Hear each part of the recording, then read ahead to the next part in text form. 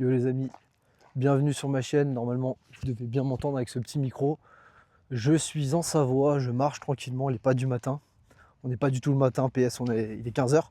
Bref, aujourd'hui, petite vidéo dans laquelle je vais vous parler des avantages à revenir en France pour les expatriés, surtout pour ceux qui sont en Asie, en Thaïlande par exemple, comme c'est mon cas.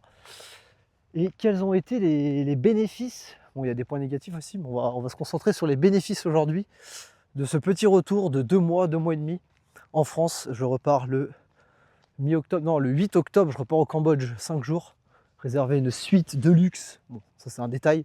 Et ensuite, retour en Thaïlande si tout se passe bien. C'est un peu chaud, j'ai mis sur l'épaule. Bref, j'espère que la caméra bouge pas trop, je vais essayer de rester comme ça. Alors, point numéro 1.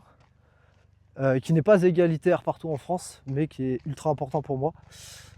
L'air frais, la qualité de l'air et la fraîcheur. L'air frais, l'air pur, regardez-moi ça. En tout cas, là où je vis, là où mes parents vivent, en Savoie. Donc ça, les gars, j'avoue que en Thaïlande, en Asie, vers Pattaya où je vis, il n'y a pas, et c'est ce qui me manque beaucoup. L'air est chaud, l'air est humide, donc dès que je sors dehors, il y a du monde et tout. Bref, j'ai pas ce sentiment d'apaisement, de plénitude. Comment dire? Ouais, ce sentiment sain, ce sentiment de bien-être, on va dire. Donc ça, c'est ultra important. Parce que ça soit pour marcher, regardez-moi ça, pour faire du vélo, pour faire ce que vous voulez dehors, ben ça change la donne. En fait, ça vous donne beaucoup plus envie d'aller faire du sport, des activités outside que si vous êtes dans un endroit où il fait chaud, vous sortez, ça vous tape dessus, vous êtes en sueur, il y a du monde dans la rue, il y a des chiens vagants, etc. Bon bref. Donc voilà, premier gros point positif. Deuxième gros point positif, qui en va de soi aussi, ça va être le côté discipline. En fait, vu que vous êtes dans un endroit où il y a un peu moins de... Hello! Il est beau celui-là, bonjour! Est-ce qu'on le voit? Vu qu'on va être dans un endroit où il y a un peu moins de distraction, contrairement à la Thaïlande, on va être plus discipliné par effet de contraste, c'est-à-dire que on arrive, on se dit qu'est-ce qu'on a à faire aujourd'hui? Bon, il n'y a pas de meuf, pas de bar, pas de soirée, pas trop d'activités. Bon, on va aller marcher, on va faire du vélo montagne, on va aller, je sais pas moi, on va travailler sur l'ordinateur, on va aller à la salle de sport, ce genre de choses. Donc, un attrait plus important pour la productivité en France. Je trouve que c'est beaucoup plus simple d'être productif et d'être discipliné, je dirais quand même, parce qu'il y a beaucoup moins de distractions. C'est plus silencieux, les gens se couchent tôt, donc à 21, 22 h en semaine, il n'y a pas de... Enfin, les lumières sont éteintes et tout le monde dort, etc. Donc, ça ne vit pas la nuit. Les gens se réveillent le matin, donc quand même beaucoup plus simple pour avancer dans ses projets, sur son physique, dans sa vie, dans ses objectifs, etc. Deuxième très gros point. Troisième point, c'est simple, hein, retour aux sources, retour à ce qu'on connaît, retour à la famille. Revoir la famille, c'est important, mine de rien, parce que les années passent et des fois, voilà, hein, la santé se dégrade et on est content quand même d'avoir passé des bons moments en famille. Donc ça, c'est important aussi. Et puis les amis, hein, les amis proches, pour ceux qu'on a encore ici, ça fait plaisir de les revoir. En général, femme, enfant, maison en préparation, ce genre de choses. Mais dans tous les cas, c'est intéressant de reprendre un peu des points de vue extérieurs. À la caméra, ça part en sucette, les gars, je la bouge dans tous les sens. C'est un POV. Bref. Donc 3 points positifs. Est-ce que j'en vois un autre? Le gros point négatif, enfin les 2 gros points négatifs. Allez, pendant que j'y suis. Le premier, ça va être le coût de la vie. Le coût de la vie par rapport à la Thaïlande qui est cher, hein, on va pas se le cacher. Juste les courses, juste les protéines. Donc on va dire la moitié des courses. On va avoir un peu de bruit, les gars. Attendez, les gars. On va faire un test de micro, savoir si ça marche bien.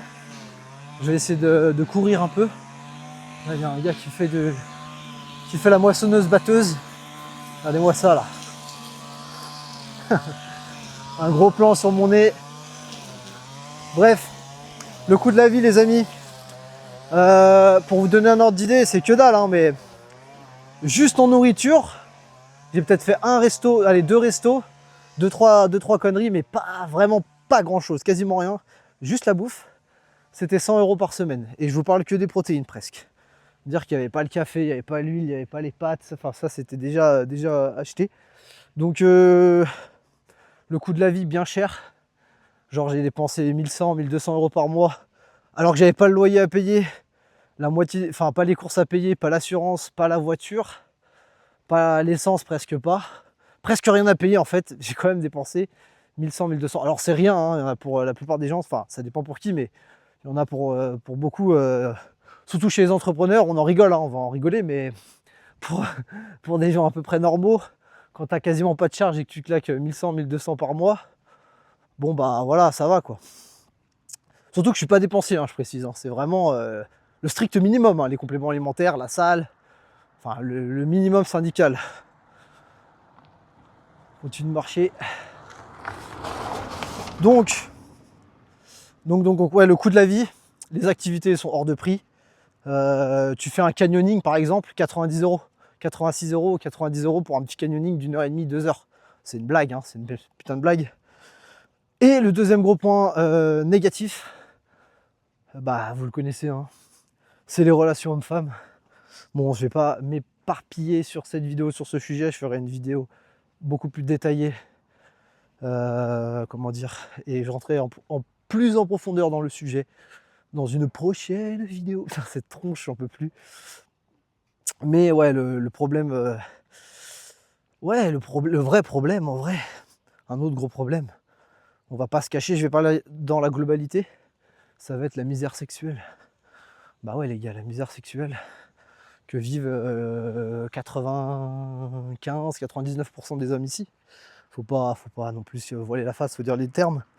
Donc ça, c'est vrai que pour quelques mois ça passe encore, mais si tu vis là à terme et que t'as pas une meuf, c'est pas Don Juan, enfin en tout cas voilà, ça peut poser vraiment problème. Donc ça c'est l'autre. Après d'un côté pour la discipline, la rigueur et tout, c'est un point positif à court terme. Parce que bah t'as que ça à faire d'être focus à fond. T'as pas les meufs qui sont une putain de distraction. Il me laisse passer, merci. Donc voilà quoi. Après il y a d'autres points négatifs, mais pour moi c'est vraiment les deux plus gros points négatifs. Le côté les prix, le coût de la vie en fait, et bah, les relations hommes-femmes qui sont une catastrophe. Enfin les meufs elles te regardent, elles sont toujours en train de penser que tu les dragues, tu leur dis bonjour, tu les dragues, enfin, c'est assez infernal, hein. C'est dommage hein, d'ailleurs, parce qu'il y a des belles françaises, mais c'est infernal. Mais je ferai une vidéo plus détaillée. Et un petit troisième, allez c'est cadeau.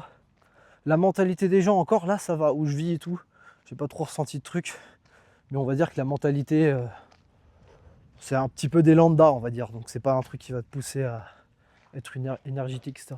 Bon allez, ça sera suffisant pour cette première vidéo. Ciao les gars, à plus.